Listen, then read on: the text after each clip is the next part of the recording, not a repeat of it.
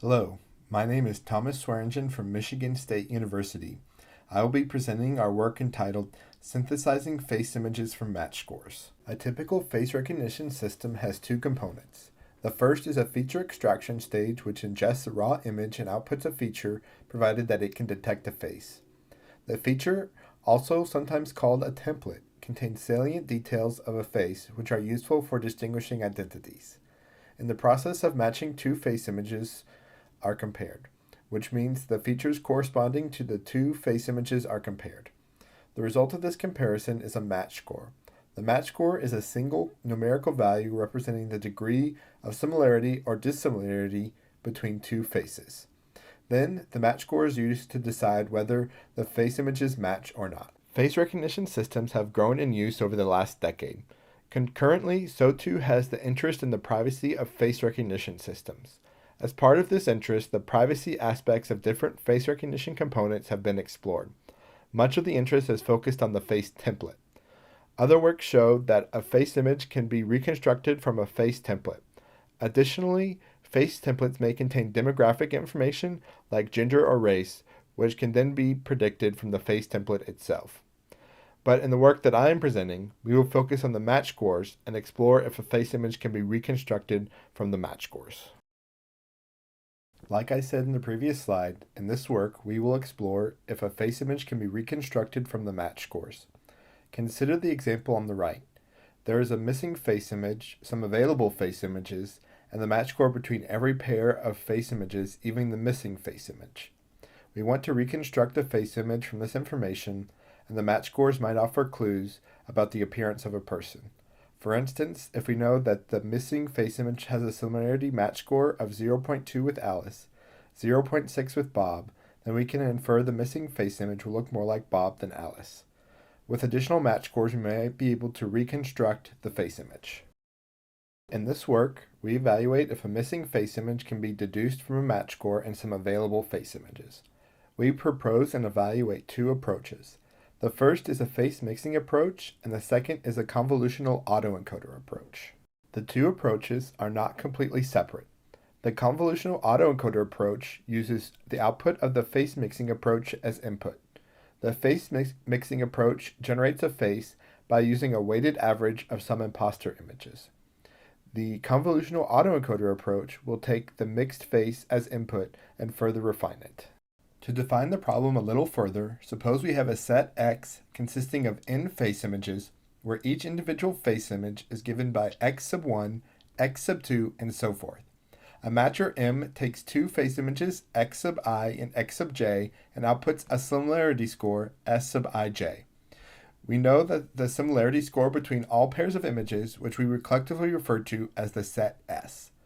Then the goal for this work is if a face image x sub t is missing, can we reconstruct it from the set X without x sub t and S? The first approach, which we call the face mixing approach, averages images together to generate the missing face image. We first select the input images by finding the index of images which are above some threshold tau. If there are more than k such images, then we only retain the images corresponding to the k largest match scores. Once we select the input images, we create a mixed image by taking a weighted average of the unaligned input face images. The output, x tilde t, is given by the equation on the bottom part of the screen, which combines the input images by averaging them all together. The second approach, which we call the convolutional autoencoder approach, further refines the mixed image.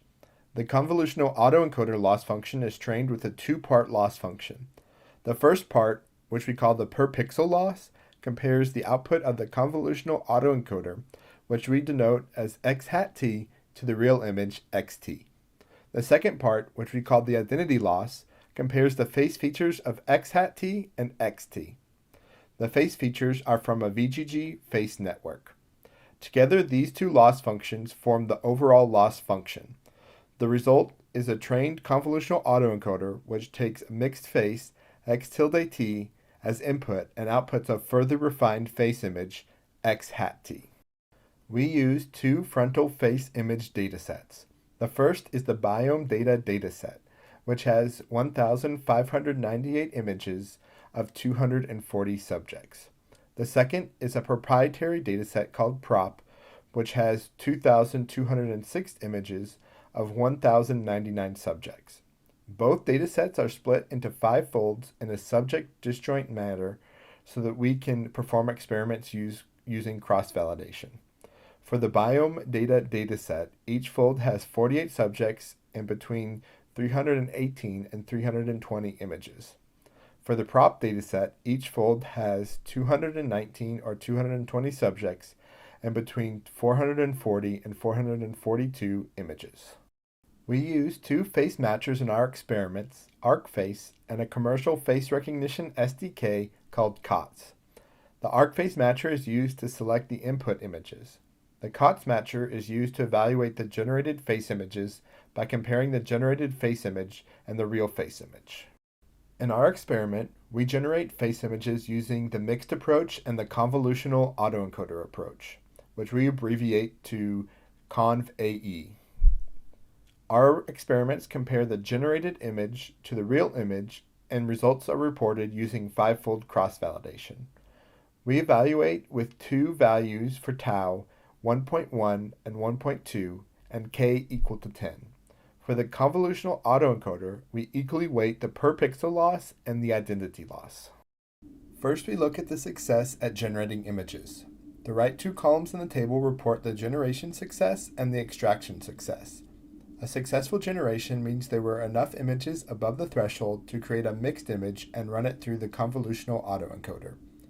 The first thing I want to draw your attention to is that if the threshold tau increases, then the generation success decreases. This is because there are fewer imposter images above the threshold, meaning in some cases there are 0 images from which to create a mixed image. A successful extraction means a face can be detected by COTS and the generated image and a template extracted. The second thing I want to draw your attention to is that a COTS template can be extracted for nearly all generated images. The last thing I want to draw your attention to on this slide is that there is little difference between the mixing approach and the convolutional autoencoder approach in terms of generation success and extraction success. Moving on, next we will look at the matching performance. For this experiment, we see how often the generated image can be matched to the real image using COTS. For this, we first calculate the threshold corresponding to the 1% false match rate, which is 0.405 for biome data and 0.250 for prop. First, I want to point out that the convolutional autoencoder with tau equal to 1.1 on the biome dataset had the worst performance, and the mixed approach with tau equal to 1.2 on the prop dataset had the best performance. Overall, the mixed approach had a higher acceptance rate compared to the convolutional autoencoder approach. Additionally, the acceptance rate was higher when tau is 1.2 rather than 1.1. Next, I have an example of what input images are selected to generate a mixed image. The 2 rows of images on the left, which are the input images, while the mixed image and the real image are on the right. In this example, the COTS match score between the images is 0.952. Lastly, I have an example of generated images. The leftmost image is the real image, and the 4 right columns show the mixed images and the convolutional autoencoder images with tau equal to 1.1 and 1.2. You can compare the mixed images and the convolutional autoencoder images and see why the mixed images were more successful in general compared to the convolutional autoencoder images.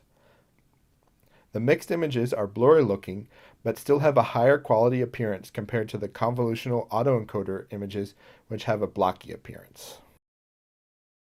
To summarize, we evaluated the use of match scores to deduce a missing face image, and our experiment showed that indeed the missing face image can be generated with some success. We also saw that the mixing approach was more successful compared to the convolutional autoencoder approach. As well, we saw that the higher threshold resulted in more successfully generated images. As a possible future work, we might directly incorporate the match scores into the generation process, possibly in a graph neural network.